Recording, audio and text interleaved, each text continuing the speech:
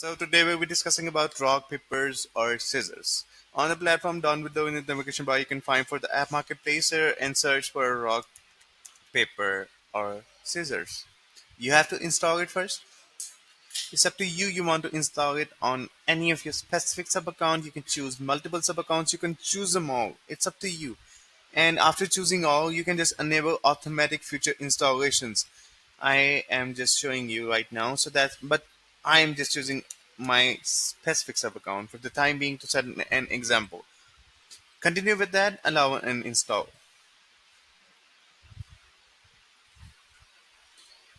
As you can see, it is successfully installed. Now moving back towards our agency level. It is loading at the moment. The next step will be moving forward towards the specific sub account on which we have installed rock, paper, or scissors. Just taking a while right now. Here we go.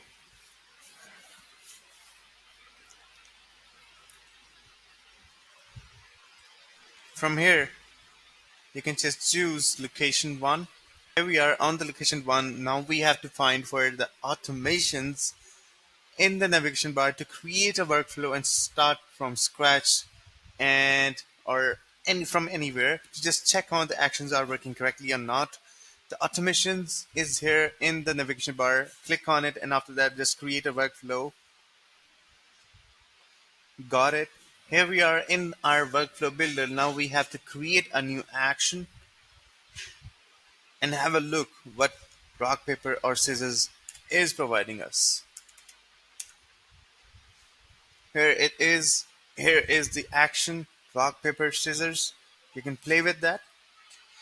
And in that action, you will be having three options rock, paper, or scissors. You can choose any of them. Save this action. Now save the whole. Now we will be testing our workflows. Choose any of your contact for the time being and head towards the execution logs.